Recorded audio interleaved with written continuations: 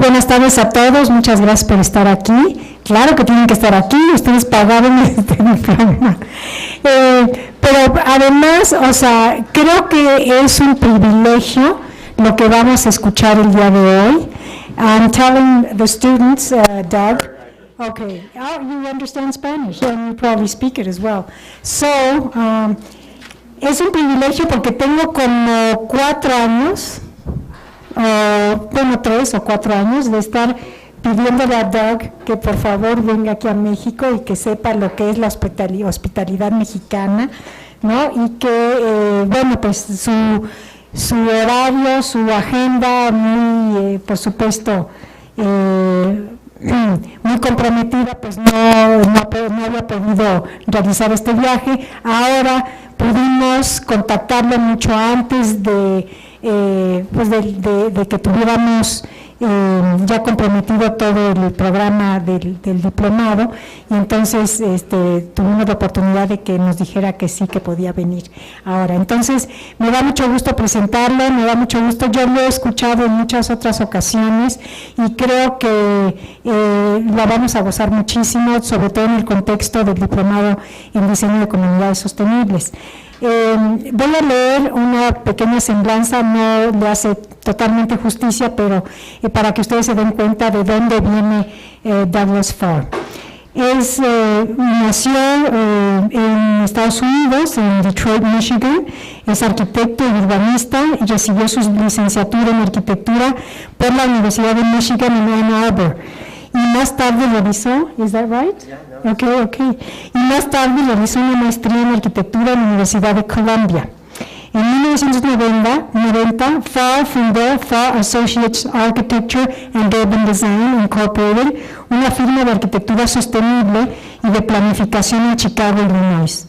La firma diseñó 3 de los 4 edificios LEED Platinum de Chicago, incluyendo el Centro for Neighborhood Technology, el Chicago Center for Green Technology y Christie Weber Landscapes. El Chicago Center for Green Technology obtuvo el Top 10 Code Award del American Institute of Architects, el premio al mérito de Chicago Building Congress y el premio Ashway también. En 2007, 3 proyectos de Farr Associates ganaron el American Institute of Architects Chicago Excellence in Architecture Sustainable Building Award. Farr está en el Consejo del Congreso para el Nuevo Urbanismo, Congress for the New Urbanism. Es miembro del Comité Directivo LEED y fue el presidente y fundador del Comité de LEED Neighborhood Development, cosa que nos interesa muchísimo en el contexto de este diplomado. Es el fundador de la campaña de las comunidades 2030, que busca reducir las millas recorridas por vehículo. Escribió su primer libro en 2007, que me da mucho gusto presentar aquí, y que hemos comprado varios de nosotros. Es bueno, para que lo vean y después se lo regresen a Carlos de Leo, por favor. Este no es el tuyo. Ok, perdón. Lo trae él para mostrar, y bueno, y yo ya lo he leído, es un libro magnífico y trae, pues, históricamente digamos, al presente, esta unidad barrial, ¿no?, que se inició como concepto a principios del siglo XX. Entonces es muy interesante porque ya trae esta connotación más de integración con la naturaleza, con los recursos naturales, con la ecología y el medio ambiente. Escribió este primer libro en el 2007, Urbanismo Sostenible, Diseño Urbano con la Naturaleza, o sea, Sustainable Urbanism, Urban Design with Nature. Thank you very much, Doug, for being with us today. Muchas gracias. Pues yo puedo hablar solamente un poquito de español.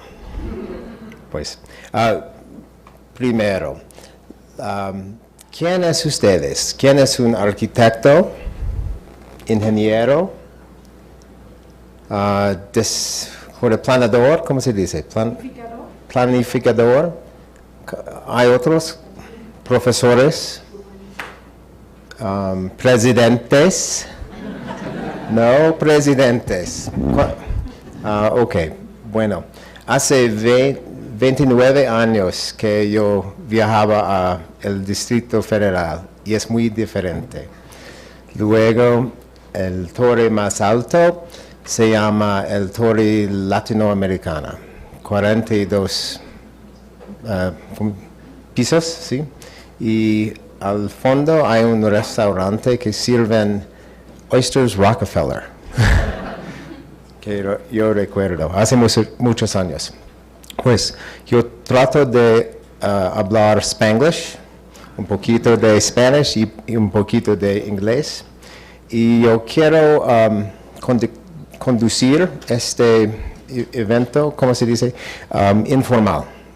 Si ustedes tienen preguntas durante la presentación, por favor, dice. Okay, so we'll start. Yo creo que Sustainable Urbanism es la próxima sueño. ¿Sueño? Sueño. I'm going to make all sorts of mistakes, so just, yeah, thank you. Próximo sueño de norteamericana, iberoamericana, etcétera, etcétera. Porque nos falta cambiar como how we develop, right? And nos falta develop more sustainably, yeah? So, ¿por qué? En los Estados Unidos, cada persona, cada año, guía un carro 10,000 miles. Cada persona en los Estados Unidos, cada año. Y cada familia, cada año, aproximadamente 23,000 miles. Cada familia, cada año. Casi un vez, once around the earth. Every family, every American family, once a year drives once around the earth. In 2005, this is. Este es loco. Imposible. By age 25, cada americano, on average, has spent un año en el carro. By age 25. That's a lot, right? That's crazy. 30,000 Americans muertos cada año in automobile accidents. 30,000. So Iraq War, Afghanistan War, a fraction of that. Cars, Iraq. Cars, Afghanistan. So, but we accept this. This is una broma, right? Americanos viven en armonía con la naturaleza, ¿sí? Y una broma también. Por favor, lee.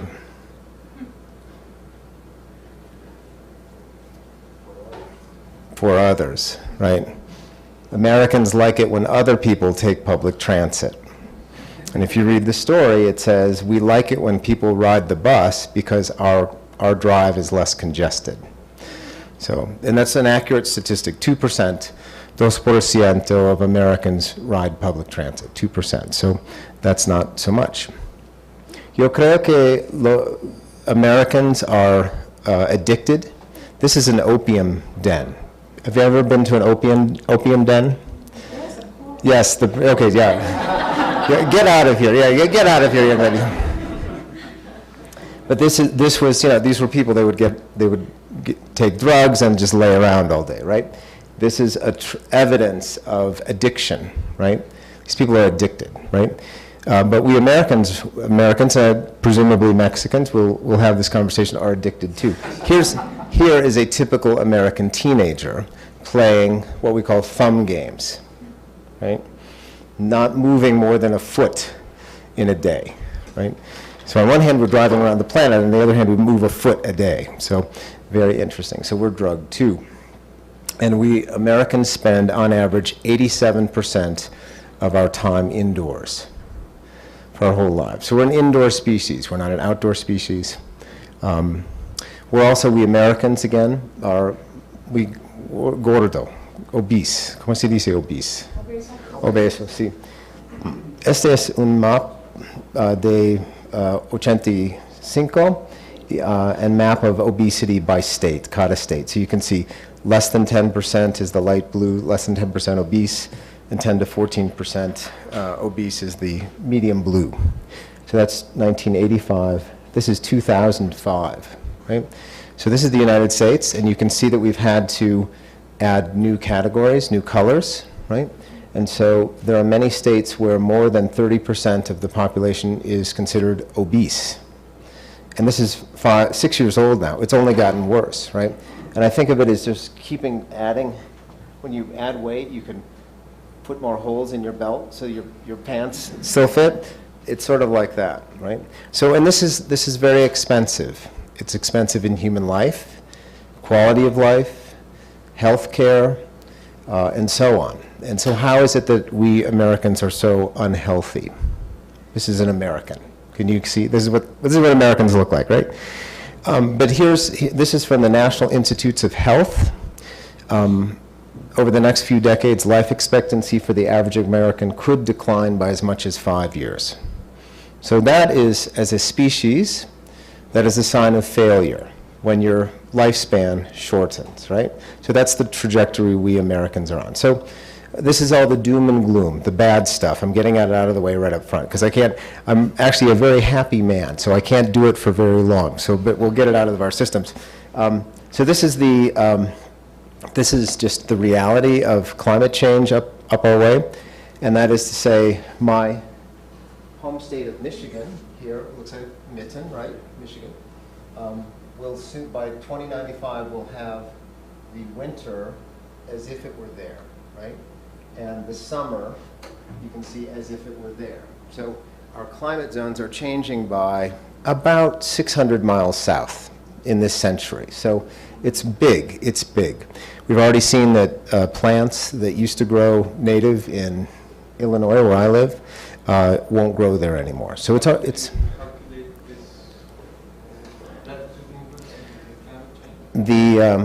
I give you the citation, so I don't have to answer your question. Look it up, the Union of Concerned Scientists. If you want help, I'll find you the link, but there it is. But maybe I can answer your question. What is your question? How did you calculate the approximate movement of the land with the change in the time? Yeah, I didn't do the calculation. I'm reflecting their data. So ask them. But it is considered rigorous by friends of mine who are climate scientists. They shared it with me, so I think it's pretty good. So, but there's hope. Hay esperanza, see? And it's in the form of sustainability. These are many of our concerns, but sustainability is riding a white horse, un caballo blanco, right? Coming in to fix everything. But wait, there's a problem. Do you use the term silos? Does that mean anything? Silos? Silos. Silos. La idea que cada persona is separate, right? Isolated, in a silo, right?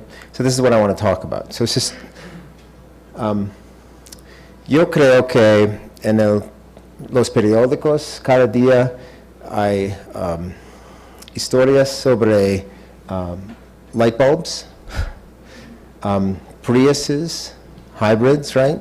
And edificios verdes, ¿sí? Y es posible creer que if every object on the screen were made more efficient, used less energy, that we would solve all of our problems. Did you understand me? Yeah? Okay. And this, but there's a problem with this. This term Jevons paradox is, again, not my idea, Jevons' idea, but it's the idea that as things become more efficient in their use of resources, we will consume more of them. Makes sense. It's cheaper. So, for example, as the United States has required cars to become more fuel efficient, we find that Americans will drive more, right? So you think, oh, that's so great. People will use less energy. No, they'll use more energy a little bit, 5%. So this idea, the obsession with efficiency, I find useful, It's important that things become more efficient. I think we'd all agree. It makes sense, right? It's the right thing to do, but it's insufficient. We have to keep thinking. People have heard of LEED, right? You're in your second month, so you've heard of LEED, right? Anybody not heard of LEED? Amazing, wonderful, incredible.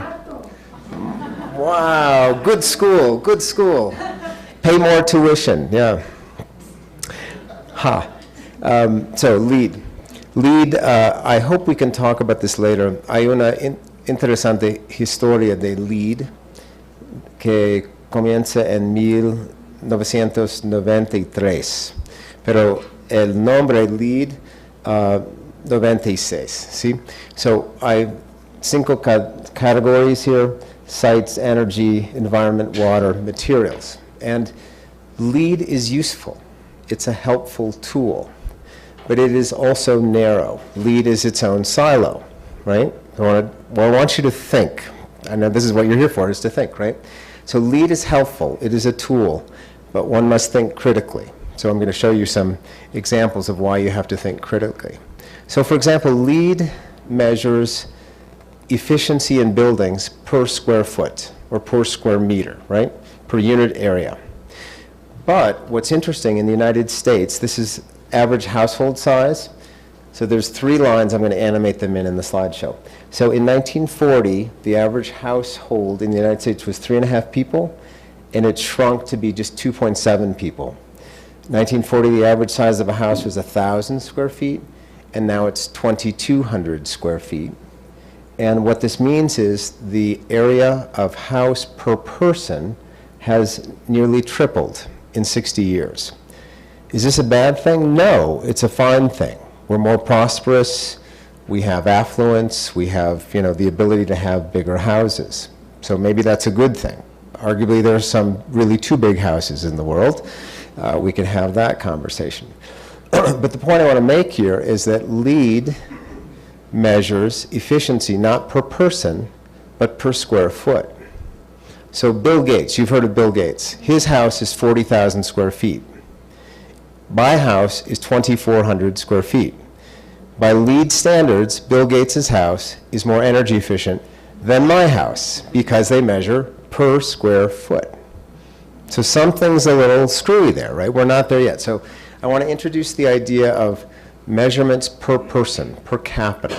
And this is relevant in urban planning, architecture, and so on. You'll see how this plays out. Okay, so here's a LEED Platinum building. You've heard of LEED. LEED has the levels, certified silver, gold, platinum. Platinum's the highest. Here's a platinum building. Now, I don't know the Spanish word for perpetrator.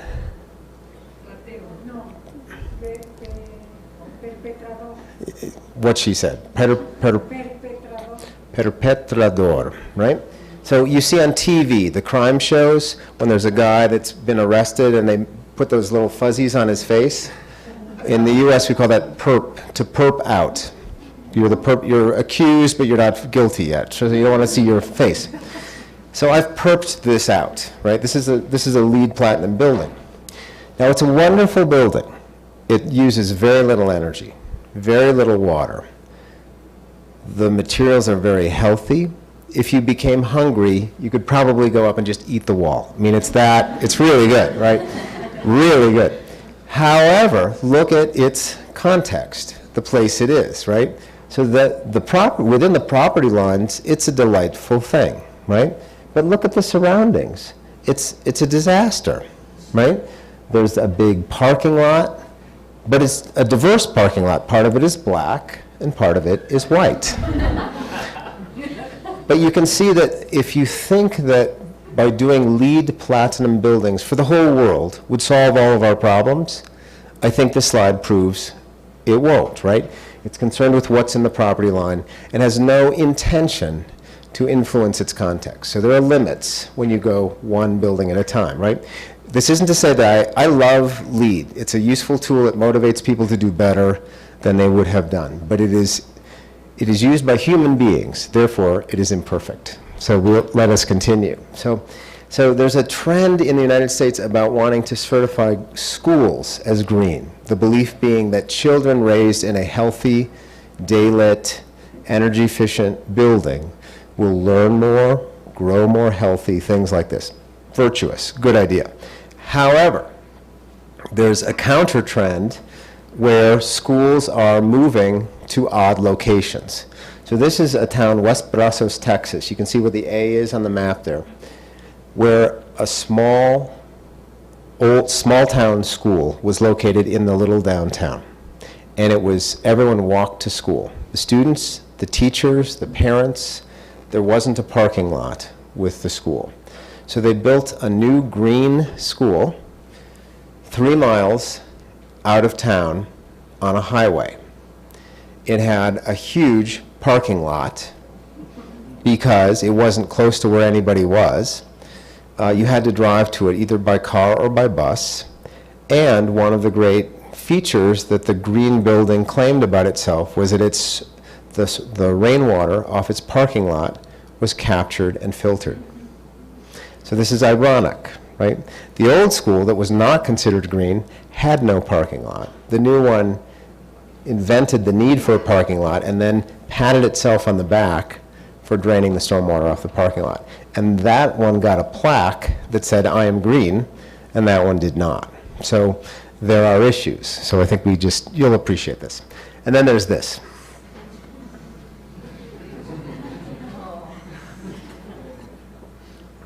The question is, could this be a LEED Platinum building? This is crazy, right? This is just crazy. Don't do this. But could it be LEED Platinum? Yes. What questions would LEED ask of this facility? It would ask, are the escalators, see, are they efficient? Not are they a stupid idea, but are they efficient? Or is the stainless steel recycled, right? These are the questions LEED would ask. So as you can see, intelligence is still required. So please get your degrees, your diplomas, your intelligence is needed. So I am president of Farr Associates. We work at a variety of scales. So that was the setup for what I really want to talk to you about, which is sustainable urbanism. So our practice allows us to work on buildings and then places. And you'll see, I think, the benefits of working at those scales. And I want to share with you my aha. Does aha moment translate into Spanish? Aha, the light bulb goes off, stroke of lightning, brilliance, that sort of, yeah. Okay. So in 1998, some years ago, we were asked to prepare what's called a transit-oriented development plan. That is good afternoon, a plan for the land use next to a train station, okay? And in this case, we came up with a little plan for a sort of a U shape of buildings around a park, right? We call this TOD, transit-oriented development. And at the time, I thought of this as a very sustainable project. This was reusing a brownfield site, a dirty soil, tierra sucia, whatever you say, and then introducing missing goods and services to the community that hadn't had them in a long time. So a very sustainable project. And it was about land use and density and public transit use, things like that, sustainable issues. The next year, we got this commission, which was our first LEED project, the first LEED project in the Midwestern United States, and the world's third LEED Platinum building. It was going to be the second LEED Platinum building, but we had to fire the contractor. So it took a little while to figure that out. But anyway, the world's third LEED Platinum. And this is the Chicago Center for Green Technology. And it's an adaptive reuse of an existing building inside the city limits of Chicago. You can see from the air there's quite a lot of vegetation, solar panels, and it really is built as a caso de estudio, ¿cómo se dice? Case study. We tried everything. It's all, what is it? Estudio de caso, gracias. Here at ground level, you can see a few things. So we mounted solar panels on the south facade of the building at an angle. This is thank you. We spent the day together talking about stuff exactly like this. So the angles of the solar panels admit heat in the winter when you want heat and avoid heat in the summer when you don't want heat. And they generate electricity. We used a geothermal heating and cooling system. Is that used around here a little bit? And we put it underneath our stormwater pond. Our engineer, we had a very good engineer, taught us that if the soils are wet, saturated with water, they're more efficient at transferring heat. So it made sense to put our geothermal system underneath our pond. Make sense? Good? Yeah? So that was cool. So those things, we call those integrated design, things that solve multiple issues with one move, right? And then on the right-hand side, I don't know if this joke will translate, but I grew up calling that a ditch. That's a ditch in English, right? But the green building movement taught us to call it a bioswale. So it's now a bioswale. So do you have, is Spanish bioswale? Is that a word? What do you?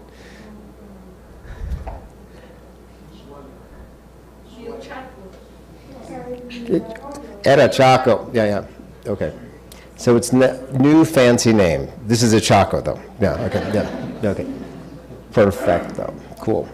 So I mentioned geothermal. In this case, we drilled wells down, the geothermal wells, with a rig, and we ventilated the space low, so that we called something called displacement ventilation. If you've heard of that, it allows you to supply air at a lower, what's called delta T, change of temperature, than if you supply the air high, as is done in this room. So this is inefficient. That's efficient.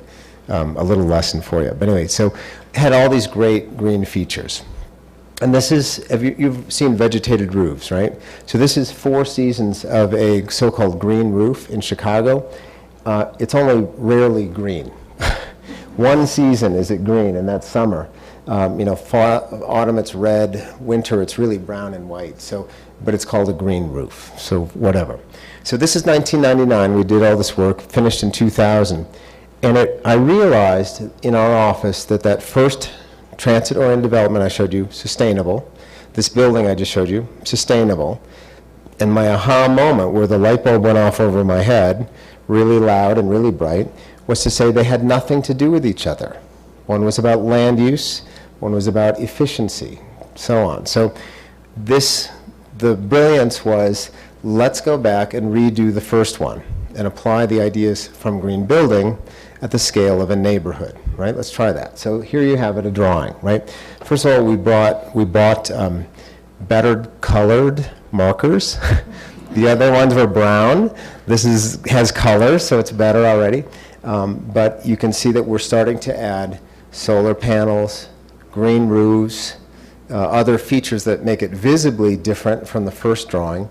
But in addition, the park that was there before, we've rethought to be an instrument of common infrastructure. I'll try and speak slowly because this is sort of important stuff. So the idea was, before it was just a park, essentially a lawn where people could gather and play. Now, like we did at the Chicago Center for Green Technology, this park is catching the stormwater from the adjacent streets, recharging it into the ground, and beneath this park is where we propose to put our geothermal field for all of the buildings. So each building doesn't have to have its own, we have one in common, right? And we have cold winters. Anybody been to Chicago in the winter? You have. Is it cold? Yeah. It is totally cold, right? So cold. So the proposal here was we would have a supplemental heat source that would burn some carbon-based fuel, but discharge the CO2 into a greenhouse that plants would eat. CO2, plants like CO2. So a closed system that was working at a scale larger than a single building. So this is the aha moment. Oh my God, there it is, right? Very exciting, very exciting. So, and then how an individual building might be worked out was this sort of sketch in its day of a building that had a lot of bioclimatic features, adjusting to the sun, shedding heat when we wanted to, emitting it, generating electricity, and the like. And this was that building that did get built. We used light shelves, which we use a lot in our climate to bounce light deeper into a space.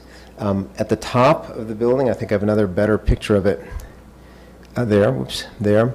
The cornice on the building is photovoltaic cells, so they generate electricity as well as keep water off the facade, which in our climate is a good thing, makes the building last longer. Here's a view of it from from above. You can see we have vegetated roof and photovoltaic cornice. So a really cool building. So we're starting to sort of merge an urban planning approach and a green building approach.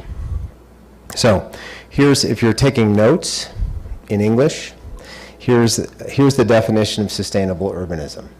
So it's walkable, transit-served urbanism, right? So that everybody knows what urbanism is. It's a place, but in this case we're saying it's walkable. You have to be able to walk there. And it's served by transit in some way. Integrated with high-performance buildings and high-performance infrastructure. So that's it. So that was about the year 2002. We had an idea. We didn't know what to do with it. We really didn't do much more than name it at this point, but it really sent us on a trajectory in our office. And I just want to point out to you the word integrated. So you say the connecting verb in this sentence is integrated with. So it's not nearby, it's not next to, it's integrated with, meaning these things all work together. And for the professions in this room, some of you are planners, architects, engineers. This asks that you work together in teams in ways you probably haven't worked together in teams before, right? It's a different project delivery method too. So hold that thought. So we started sharing these ideas with clients. This is 1999, so this is actually 12 years ago. And you can see here examples of where we did this. This was a master plan we did, another transit-oriented development. And in this case, I was very excited about the project and this rendering in particular, and you can see there's the vegetated roofs and the solar panels, and we're sort of finding our way in how to do this. The streets are conceived to be stormwater streets, meaning they capture the rain off the streets and just, recharge it into the ground, things like that. And I turned it into my client, the person that pays me, which is very important to make them happy. You have to keep your clients happy. Turned in this drawing, and they said, the plan is fine. We like the plan. But all that green stuff, take it off the drawings. We didn't ask for it, we don't understand it, and we don't want it. Isn't that interesting? This is 1999. So what we did was we turned this drawing from a color drawing into a black and white drawing and turned it back in. They said, okay. So we didn't actually change the drawing other than to remove the color. But it was clear that we were a bit ahead of our time and that there wasn't this idea of applying green building stuff at urban scale was new, and it was not, hadn't arrived yet. Here's another TOD we did in 1999. This is up in Minneapolis, Minnesota, even colder than Chicago. And in this case, we were received better. They let us leave the color drawings in the project, so we're happy about that. But fairly dense 4- and 5-story development for that area, stormwater, energy, the sort of usual protocol. We knew we were on to something, that we had an idea that might gain traction, might be popular, when we went to a town called Normal, Illinois. Normal. What's normal, right? It is a very normal place. They're Republican. You've heard of Republicans, right? They're an exotic species. We don't understand where they came from.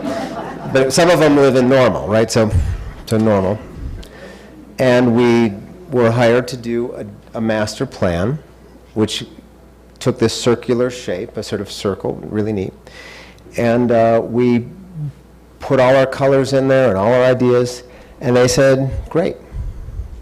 So suddenly it was perfectly normal to do what we were doing in 1999. And here was, it took several years to sort of get going, but here it is, our idea of the stormwater circle, the idea that the rain from the streets would be captured and cleansed in the public park in full display, full view. You could watch it happen, and it was fun to watch, and it was interesting. And then it was cleaned to a point where kids could touch it and play in it. To make this place that was a cylinder, right? We had to learn how to do something called form-based zoning codes. Is that something you've talked about? No, and I can't translate zoning. People, do you have zoning? We have zoning. Okay, let's start with zoning. Okay, perfect. So this is a much more visually oriented code. So if you've seen a zoning code, it's all text, all palabras, right? For abogados, crazy. So I like to see what it is I can do or what I'm going to get. So the form-based code is one that stresses the form over the words, or the form over the uses even. So it is more tolerant of diverse uses. So anyway, we did this form-based code, and they're building from it. So here's the first building that was built under the code. We specified an arcade. We specified a minimum of 3 stories and a number of things, and there you have an example. This was just finished last year. This is the stormwater circle in Normal, Illinois. And there it is. It is a double helix. Like DNA, it's a double helix, right? So once around the outside, the water is captured and then it's filtered. And then once around the inside, it is clean and touchable. And it's a public plaza. And this little feature here broke more rules than anything I've ever done in my career. It was illegal, I think, 4 different ways. Let me tell you what they were. This is especially for the engineers, because in the US, engineers are taught the rules that prevent me from doing good projects. And so I am often fighting engineers tooth and nail, and they have a book that's their Bible that they shall follow, and I have ideas I want to do, and they're not in the book, and I can't do them because they're not in the book. So it's a big problem. So the first rule that we broke here, which comes from traffic engineers, there are different engineers we had to fight with, and the first one was traffic engineer, and they said, okay, well, you can do this circle. It's called a one-way roundabout, in English, roundabout, but no people can occupy it. It's only for cars. In fact, our book says specifically, no one can be in the middle. So, well, that's crazy. It's in the downtown. It's in the center of Normal, right? People have to be normal here in the center. And I said, no, you can't do that. It's not in the book. So we had a 2-year fight, 2 years with this. And we finally got it approved by, watch this, because this could be useful in your careers. It was approved not as a roundabout, which is in the book, and there are rules against people being in the center of a roundabout, but as a circular intersection. No, the English, you got the English, or you got the idea? So it's a different word, circular intersection. So we said it's no longer a roundabout, it's a circular intersection. Is that in your book? No, I can't find it. Cool. So because it wasn't in the book, there were no rules governing it. There were no rules that said people couldn't be in the middle, so it's a circular intersection. And it's the first circular intersection in the United States. And I think they regret that they approved it as a circular intersection, because there's a lot of people now designing circular intersections. So that was rule number 1, 2-year fight. 2-year fight, and it was crazy. So there are kids, there's bicycles, there's pets. It's like a Zocalo. It's a circular Zocalo. Nothing more, nothing less.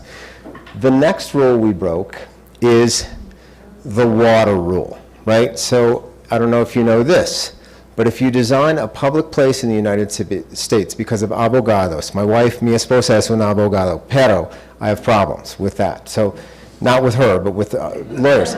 She's fine. But so if you design a public space in the United States and it has water in it, the water can be no deeper than 1/4 inch. And the reason for that is it's perceived as a hazard that a child could fall down. I don't know how this would work exactly, but they would have to fall down inert, face down, and somehow drown in the 1/4 inch.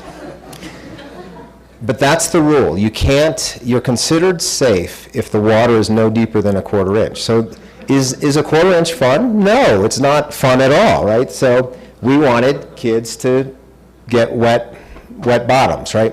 That they could get cool and wet and so on.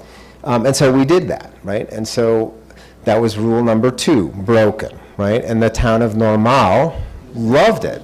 They were trying to get, because they're too normal, they were trying to make a statement.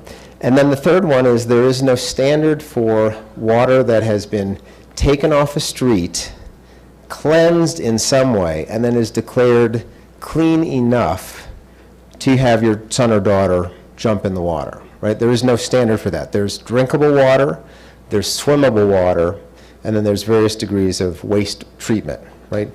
But this is essentially touchable, that you could touch it, you could probably put it in your mouth and you would not get sick, but you wouldn't drink it, right? But it's tolerable to touch. So again, no standards, in this case maybe no standards helped us, because again, there wasn't a rule that said we couldn't do it. But I would love some guidance as you go forward and become leaders, because you're here because you're leaders, right? We know leaders. So please make this possible. Don't be the person that has the rule book and is hiding behind the rules and won't approve something delightful. People love this. It's only as an afterthought that it's also really sustainable. It's cleaning the water with human delight. I mean, it's great, right? So this is not something that's imposed on you like, it's cold, please wear a sweater, you know, or I don't know, punish yourself in some way for sustainability. This is fun. We like this fun. The answer is the question is, how did we get around the quarter-inch issue? There's no law about it. It is just commonly received wisdom that if you ask a lawyer, should I do this, they'll all say, absolutely not. There are several legal terms. This is called an attractive nuisance, which means had you not built it, no one would have come here.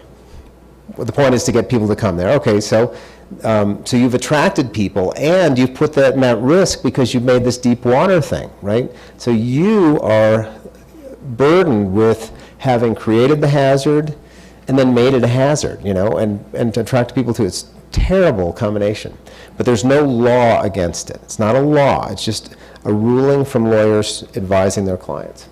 And here, you know when you have succeeded, when college students will spend their free time drinking beer with their feet in the water. This is modern air conditioning, right? This is it, right? And now in the United States, I don't know if you know it, but there is a fight between cities about retaining young people, right? Everyone wants to move to LA or New York or a bigger city because that's where the opportunities are. The smaller towns have a harder time hanging on to their best and brightest, the people in this room and so on, who start new companies, create jobs, are good for the economy. So Normal does not have a mountain range, doesn't have an ocean. It has a lot of cornfields, that's all it's got. But now it's got this little fountain, and it seems to be hanging on to people for an extra few weeks. We'll see how. So, sustainable urbanism. So after playing with these ideas for a while, we actually wrote the book, which I think is circulating. The subtitle, Urban Design with Nature, was a reference to a book. Have people heard of the book Design with Nature?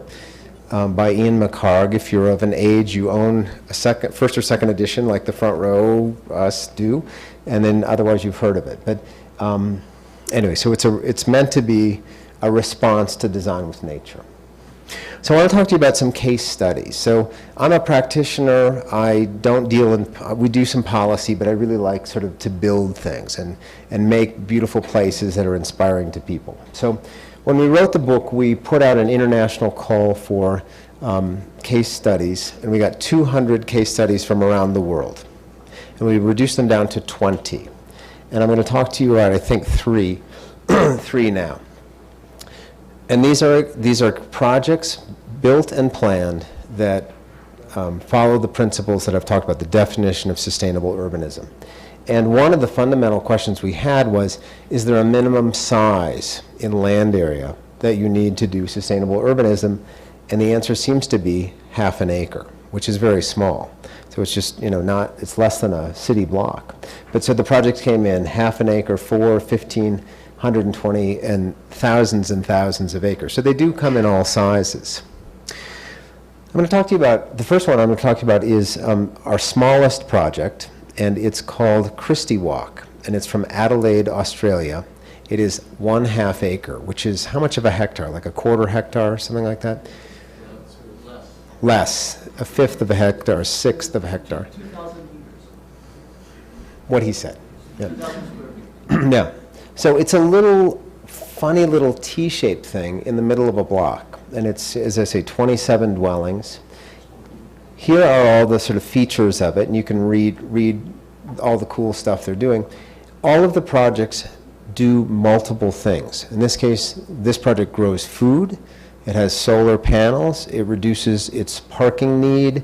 It has innovative housing types. It does on-site waste treatment, if you can believe that, in 1/2 an acre. So let me just show you the pictures of it. And the other thing was that the projects all seemed adapted to their place, to the locality. Some of them seemed universal and could be anywhere. This one seemed very Australia-like. So there's this little meander of a path. If you've met an Australian, you've met a gardener. They love gardening there, and I think a lot of things grow, particularly in Adelaide. So you can see how that is, container gardens. They grow, I think 1/3 of the site, either on the ground or on roofs, is used for agriculture. 1/3 in an urban setting. And you can see here an example. They grow plants on the roof in this project. So really cool. And what I love about it is that every town that you all are from or will work in certainly has 2,000 square meters, right? Was that what you said, 2,000 square meters? 1/2 an acre. Everybody has this. This is not a big project. What it takes is some thought and some coordination. It's pretty cool. This one was very grassroots. Here's another feature this project had. You can see the piece of wood coming out there at the top, right there. They designed that because they wanted to allow people to come and go, right? That they could move in and move out, and that they like there were musicians in the place, and so this is the piece of architecture that makes it easy to hoist a piano up to the second floor window, so you can move in and move out. So it's designed to be flexible in those ways. I thought it was a very, very sort of clever little story. Second project is probably my secret favorite in the book, called Dockside Green. And this one's located up in Victoria, British Columbia. Excuse me. It's 15 acres. It's on the waterfront. It was a brownfield site with dirty soils, contaminated soils. And here are its list of features. Hopefully, there we go. You can read the list at your leisure. The thing several things I want to say about it. One is this project the developer of this project is an accountant. An accountant. They do money. The nickname for them in the U.S. is a bean counter. They just, coins and money, like they account for everything, right? So this was a very green project, very sustainable project, but it was done by an accountant who was rigorous with profit and bottom line, right? So he planned it, his team planned it and designed it with a total of 26 buildings, all of which were designed to be LEED Platinum, right? So at the time they did this, the world supply of LEED Platinum buildings, there were 24 on the planet. And this one little project in the corner of Canada was proposing to double the world supply. Not too bad, right? So every town that you're from has 15 acres in it. I know it. I just know it. I've done my homework. I know your hometowns. You all have 15 acres. So you could go home and be the developer or the architect or the engineer or the advocate for this project or the prior project. So hold that thought. When the cool thing that he did, though, was he pledged the platinum buildings, all 26, said, I will do 26, and posted a $1 million bond, forfeitable, meaning if all 26 buildings didn't turn out platinum, the city kept the money. Pretty ballsy. I don't know what ongos, or what's the word? I shouldn't say it. We're not going to. Ballsy, gutsy. There we go, gutsy. Gutsy to do. And when asked about it, weren't you worried? I said to Joe, the bean counter developer, he said, are you kidding? No, we really designed everything to be done at the right scale and the right efficiency. So none of these buildings have heating systems or cooling systems. We have all district systems. district heating, district cooling, district stormwater, district wastewater. They have car share systems. So they're not attacking sustainability building by building. They're attacking it by the whole development. You get what I'm saying here. And the reason he did that, it was cheaper. It was easier to manage, lower first cost, more profitable. My favorite, here's one of the streets in the development that has industrial boat building under housing. You often hear about mixed use. They have the most mixed use. But here's my favorite part of the story. So they have on-site wastewater treatment, right? The sewage, the poop, how do I say the poop, gets treated on-site, and then the effluent, the discharge water, goes through what's called a polishing phase, where the water is aerated, oxygenated, and so on. This is that. So what did they do? They laid out the site plan. I'll go back a couple slides just to show you. Here's the site plan. There's the polishing filter. So that's part of the sewage treatment process. It's not hidden in a corner of the project. It's run right down the middle. And I said, you know, how'd you do that? He said, are you kidding me? I'm trying to make money. You know how much more you can sell a townhouse for if it faces water? He said, we get our top prices on the units that face the water. Oh my God, he's making money at that too, right? This man is brilliant. So, but what allows it is that they really did their homework on waste treatment. So if it was smelly, forget it. No one would pay a premium, right? So it's an odorless, fairly clean, and beautiful deal, right? And they're making money at it. So this is what designers and engineers can achieve if you take the right approach. There's no subsidy. No one made him do this. He did it voluntarily to make more money, and he did. Pretty cool, eh? Joe Van Bellingham is his name. The last project I want to talk about is called Bedzed, and this one has gotten quite a lot of publicity, I think, over the years. It's in Beddington, England, which is a south suburb of London. If you have a copy of Sustainable Urbanism, it's on pages 214 to 217. But the target of this project, the developer in this case was a not-for-profit with a mission. And theirs was not a profit mission, there was a performance mission. Their goal was to make housing and some commercial space, to build it in such a way that it operated within the constraints of one ecological footprint. Now, people know ecological footprint, is that the term? The idea that the earth has the capacity to cleanse a certain amount of air and water, and basically we humans seem to live our lifestyles requiring 4 planets, right? So we don't have 4 planets, we have 1 planet, so that's a problem. So their whole challenge was, could we make a place that's only required 1 planet? That was the goal. So here's what they did, and you can see the list of things, many fine achievements. Here's what it looks like. Now, this would not fit in my neighborhood, but it may fit in yours, I don't know. Some people react against its style, some people love it. You know, I'm agnostic. What I will say about it is this: they are essentially attached townhouses that face south. Every one of them face south, so they're rows in an east-west way. There are sun spaces in each building. There's photovoltaic panels on the roof. There's a vegetated roof, as you can see, and there's no mechanical ventilation. All the ventilation is done. You see those brightly colored wind vanes on the top. Air is drawn across, air that blows across those, it draws ventilation through the building without fans and without electricity. So that was, there it is, there you have it. So a lot of shared walls, shared floors, efficiencies gained that way. So again, integrated systems. The rainwater is collected and used to flush toilets. The septic tank solids are dried out and used to burn to produce heat for their district heating system, things like that. So just attempting to be a closed loop system. Now, probably the most interesting thing about this project for me was its failures. And this is, I say this lovingly because I'm now on the board of this not-for-profit that did this. I was so attracted to them. They found me, I found them, and I'm on their board.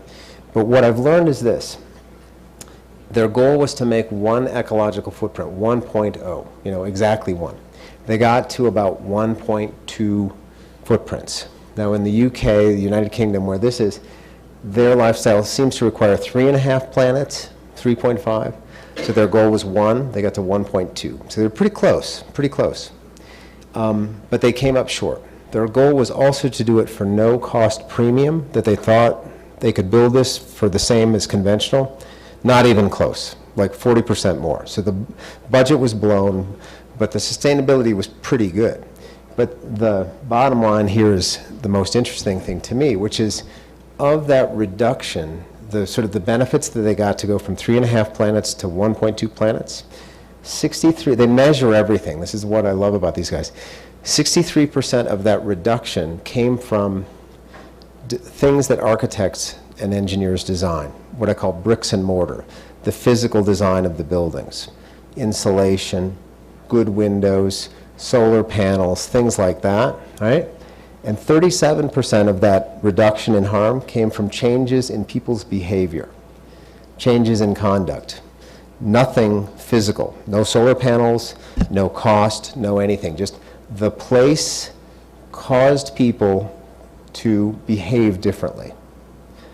And that, I think, is a frontier issue. So if anybody's in business school, talk to me, because I think that 37% is 100 professions. There's 100 work lives to get out of that. Because they didn't design the changes in conduct, it just happened. So guess what their new business is? Designing changes in conduct along with designing efficient buildings and sustainable buildings. So it's this one lingers with me as a very powerful example.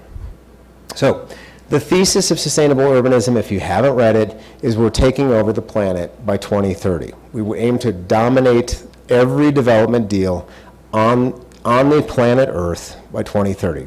They will all be sustainable urbanism. That's the goal. You're part of this plan. You're being indoctrinated, trained, voodoo, that whole thing. So that's the plan. And there's a 3-step plan to do it. First one is, I'm a big believer in this, establishing weights and measures. The idea being, if you have a standard, then you can know whether you've met it or whether you haven't. LEED is an example of that standard, right? And I believe in this idea of making this, to the greatest extent possible, a commodity. What do I mean by that? I can trade, corn on an exchange because we agree that my corn and your corn are at the same grade. So it doesn't have to be my bushel of corn that you buy. It's graded and it's transferable. It's a commodity, right? And that means that a lot of people have bought into the fact that there are standard operating procedures, standard rules. So I'm a big believer in standardization, that each place doesn't have to be designed by a PhD that ascends a tower, has a vision with God, descends, and tells you uniquely what your place should be. It has to be more routine than that. So back to that first slide with the light bulb, the Prius, the Edificio Verde, the neighborhood, vicino, what do you say, vicino, something like that? Neighborhood, and then barrio, and corredor, right? These last two are units of land use planning, right? So now what I want to say to the world that's interested in sustainability, yes, light bulb, yes, car, yes, building, yes, barrio, yes, corredor, yes, ciudad, et cetera, right? You can scale up sustainability. And that a barrio there are rules that govern them, and we can learn them. They're not ever perfect, but we can standardize some of them.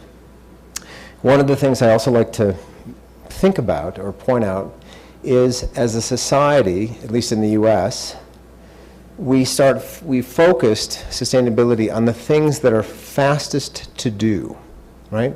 So we have, in the United States, outlawed the inefficient light bulbs. That happened. It took about 5 years. The law was passed under Bush in like 07. By 2014, they're done. We won't have the bad light bulbs anymore.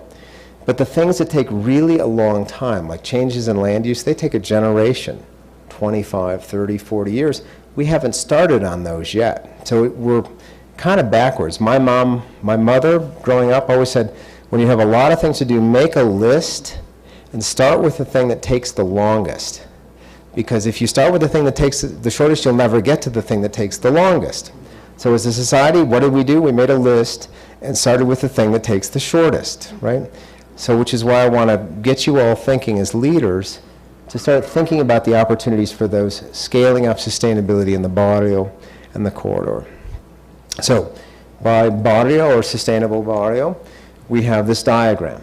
And this is we can get it to you digitally. You can steal it. Please steal it.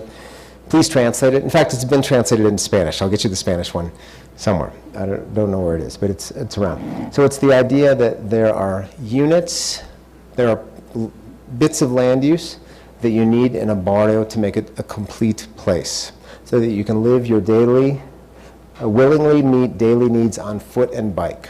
No car, right? No car. And that this is a place that has enough diverse choices that you could live, if you chose to, live your whole life here. You could have your first rental apartment, you get a nice job, you buy a nicer place, you get married, you move up, bigger place, kids, really big place, kids go away, place is too big, gotta get a small place. All those choices are in one neighborhood. And you don't have to move and lose all your friends and your acquaintances because the place was designed not to know that you would not want to mow a lawn or paint your house right at a certain age, right? So anyway, the sustainable neighborhood. And that it's made up of human and natural systems, both. We're constantly playing with these diagrams and illustrations. Here's one we're doing right now for a report we're doing for APEC, which is the Association of Pacific Rim Countries, on another version of the sustainable neighborhood. And there are rules, at least in the United States there are rules. I'm sure there are rules here. I'm not sure that these translate, but I want to share a couple of them just to illustrate. And these are in the back of Sustainable Urbanism. What I realized after years of being involved in the new urbanism was that I heard experts give talks where they actually told you a fact that was really important, right? And I would approach them year after year and say, would you please write that down? He said, I don't want to write it down because I get hired by city after city, town after town to tell them the answer. They don't need to know the answer is always the same. If they knew, they wouldn't hire me. I don't want to write it down. So this is a guy, Bob Gibbs, that gave me this one, and I got him drinking. I served him cerveza, Trace to be exact, and after the third one, I said, Bob, would you write it down? Okay, all right, I'll write it down. So he did. So this was the question. He's a retail expert. And when you lay out a residential district, my question to him was, how many houses or families or rooftops do you need to support what we call a corner store, like a bodega, right? The answer is 1,000. In the United States, 1,000. But he wouldn't write it down. He finally wrote it down. If you want a little main street or convenience center, 2,000. And you want a whole town center, whatever you want to call it, 6,000 or 8,000 people. So there's some rules of thumb. Because prior to this, planners didn't know. They'd hire, a market analyst who would conclude it was 1,000, and then he'd pay them many thousands of dollars, and da-da-da-da-da. So this is meant to be the rule of thumb that guides you. It's not perfect. There are some cases where the numbers don't actually work, but generally speaking, it's a pretty good rule of thumb. And what this does for the United States is it means that our developments need to be more densely developed than they typically are. Mexico, what I've seen, I've been here all of 12 hours, whatever, seems to have more density than the US does. We often don't have enough to even support this, so it's important to know the numbers. The sustainable corridor adds transit. Corridor is a linear element, right? And the transit runs along the corridor. And there are rules that govern the densities along a corridor to support different modes of transit. So we'll go into that another time, maybe tomorrow. Now, the other thing that one of the other statistics that we put in the book was this issue of parks. Now, who here dislikes parks? We all like parks, right? You like parks. Now, just keeping an eye on this young man. So this is Toledo, Ohio, not Toledo, Spain, but the same name. And we did a map of the city. You can see the green areas are those which are their city parks, and then the white areas around them are the portion of Toledo, Ohio that's a 5-minute walk to a park. And then the gray area, gris, that remains is the portion of a city that is not served by parks, right? So goodness, most of the city seems not to be served by the parks. That's kind of bad, right? You say, well, we can't afford it. We don't have the money. It would never, parks don't pay back. Why would we ever do this? So, the Massachusetts Institute of Technology Real Estate School did a study. Here's the results. This is the value of land, not a house and land, but just land, based on its walking distance to a park in feet, measured in feet, right? So you can see 100 feet, 300 feet, 600 feet, 1,300 feet, right? And then let me jump to the other side. The premium that someone will pay for that land, 100 feet from a park, they will pay 24% more money for that land, right? And it drops off. 300 feet, it's only 15%, 600 feet, it's 5%, and so on, right? But this is real estate dollars. This is money. This is profit, right? So you go back to the city of Toledo, Ohio, and you look at what if you could get the property values in all of those gray areas to go up even 5%, right? How much does a park really cost? Not that much, right? There's a huge lot of money laying here unclaimed, as far as I can tell. I'm talking about it in terms of money because sometimes to sell sustainability, people, when you use the word sustainability, they tune out. Like, ooh, you're crazy, I don't want to hear it that way. You talk about money, you talk about benefit, you talk about children's health, the appeal to families with children, things like that. You can sell things, right? So we're in the sales business, all of us in this thing. So that's that. How are we doing? We doing okay? Because I got, great. 4 hours, I feel like Fidel Castro. I just, around the table, let's go. Okay, so now in terms of neighborhoods and corridors, there are different types, right? So have you guys heard of the transect? Is this new or old? New? No, old. Everyone's heard of it. Who has not heard of the transect? One person. Thank you. This is an actress. 2. You are both hired to raise your hand. Thank you very much.